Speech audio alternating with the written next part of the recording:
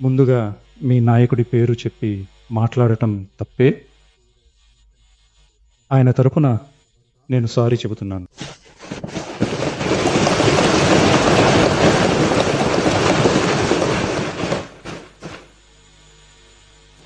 గౌరవనీయులైన సభాపతి గారు, తమిళ ప్రజలు మన ప్రాణం అయితే తమిళ రైతులు మన ప్రాణనాడి. ప్రపంచంలో కులం, మతం, జాతి, భాష అనే విభేదాలకు అతీతంగా జరిగే వృత్తి ఏదైనా ఉందంటే అది కేవలం వ్యవసాయమే. ప్రపంచంలో ఒకచోట పండించే వ్యవసాయ ఉత్పత్తులు మరో చోట ఉన్న ప్రజల ఆహార అవసరాలను తీరుస్తున్నాయి. ఏ దేశమైతే వ్యవసాయాన్ని గౌరవించి రైతులకు తగిన రక్షణను, మద్దతును అందిస్తుందో ఆ దేశంలోనే ప్రజలు సుభిక్షంగా, సంతోషంగా జీవించగలరు.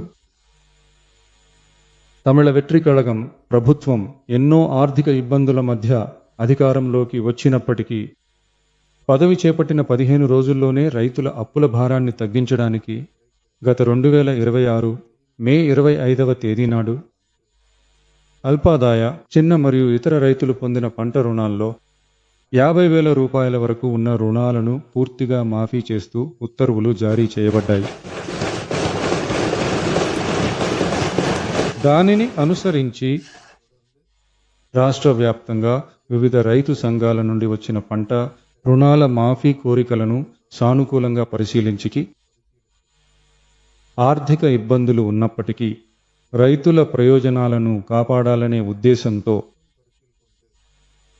అల్ప, చిన్న మరియు ఇతర పెద్ద రైతులకు 50,000 రూపాయల వరకు ప్రకటించిన రుణమాఫీని పెంచుతూ 75,000 రూపాయల వరకు అప్పు ఉన్న వారికి పూర్తి మొత్తాన్ని 75,000 రూపాయల కంటే ఎక్కువ అప్పు ఉన్నవారికి 35,000 రూపాయల వరకు మాఫీ చేస్తున్నట్లు ప్రకటించి దాని ద్వారా 14.44 లక్షల మంది రైతులకు సుమారు 5,932.23 కోట్ల రూపాయల సహకార పంట రుణాలను మాఫీ చేస్తూ 26 జూన్ 19వ తేదీ నాడు ఉత్తర్వులిచ్చారు. ఇందులో 2026 జూలై 31వ తేదీ నాటికి 5,267 కోట్ల రూపాయలు విడుదల చేయబడ్డాయి. 13.34 లక్షల మంది రైతుల ఖాతాల్లో డబ్బులు జమ చేయబడ్డాయి. ఈ పరిస్థితుల్లో రాష్ట్ర వ్యాప్తంగా ఉన్న రైతు సంఘాల ప్రతినిధులు పంట రుణాల మాఫీని పెంచాలనే డిమాండ్ను ప్రభుత్వం ముందు ఉంచుతూనే ఉన్నారు. దీనిని అనుసరించి 2026 ఆగస్టు 7వ తేదీ నాడు రైతు సంఘాల ప్రతినిధులు గౌరవనీయులైన సీనియర్ మంత్రులు మరియు శాఖా కార్యదర్శులతో జరిగిన సంప్రదింపుల సమావేశంలో వారి డిమాండ్లను వివరంగా పరిశీలించడం జరిగింది. గత కాలాల్లో పంట రుణాలు మాఫీ చేయబడినప్పటికీ ప్రభుత్వం సహకార బ్యాంకులకు చెల్లించాల్సిన మొత్తాన్ని 4 నుండి 5 ఏళ్ల కాల వ్యవధిలో చెల్లిస్తూ వచ్చింది.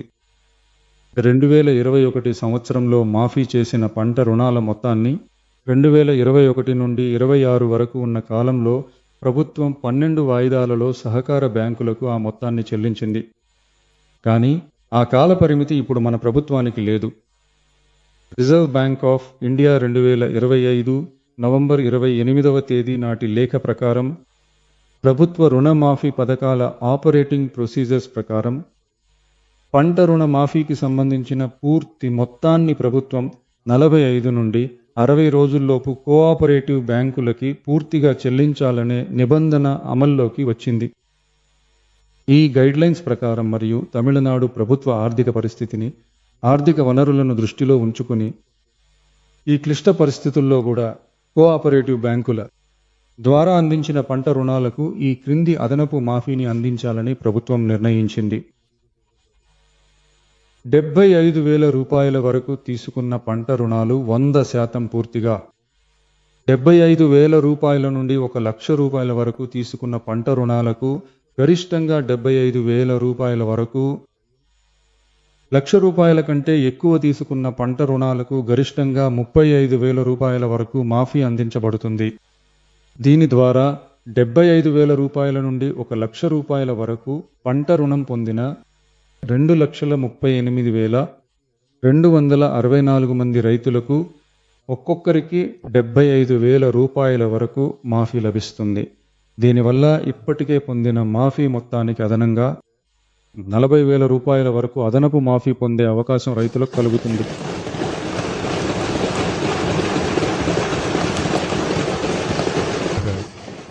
ఈ అదనపు పంట రుణాల మాఫీగా ప్రభుత్వానికి సుమారు 953.06 కోట్ల అదనపు ఆర్థిక భారం పడినా తమిళనాడు రైతుల సంక్షేమమే మన సంక్షేమం అని భావించి సుమారు 13.34 లక్షల మంది రైతులకు మొత్తంగా 6,220 కోట్ల పంట రుణాల మాఫీని ఈ ప్రభుత్వం ఇస్తోంది. Thank you. జింక